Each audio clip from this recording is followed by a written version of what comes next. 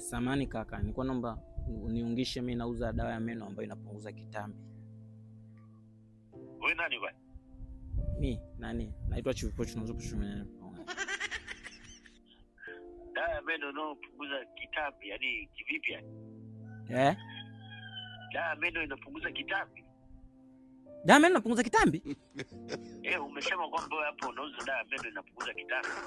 Meno kitambi? Sasa mbona hata havina uhusiano bro? Yaani sasa utapeli. Yaani meno na kitambi yaani dawa ya meno ipunguze kitambi mzee. Sasa unamuuliza nani? Si ndo nashangaa unasema dawa ya meno ipunguze kitambi. Hivyo havina hata uhusiano. Yaani mtu akifanya biashara usasi ni utapeli huo.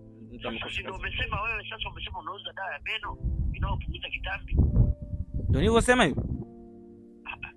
Sasa amesema nani sasa? Wewe sio umenipigia. Mimi napunguza kitambi.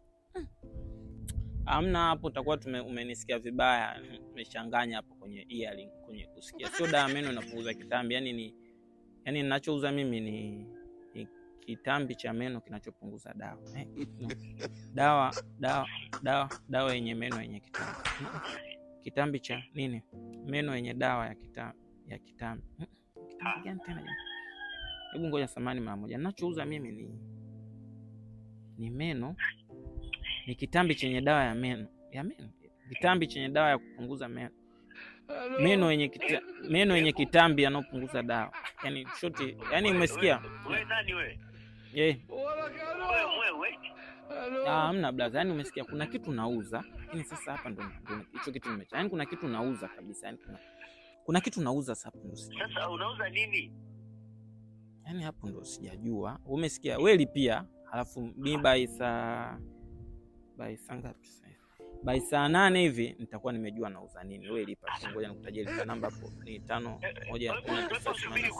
na jina anakuja Chivipochi kuchukua hiyo mtandao wa Volt. Yaani mimi hapa sasa unanipotezea muda. Mimi simu yangu imeharibika sasa, naenda Kariakoo. Nenda kwa Sefu Safety Services. Jamaa wanauza mashine zote. Yaani wewe umeenda kwa fundi akakwambia bwana, shida yako wewe kwenye simu yako hii iPhone ni mashine. Basi unaona hawa jamaa Sefu Safety Services. Nimekumbuka ninachouza bwana. Nauza nani? Kitambi.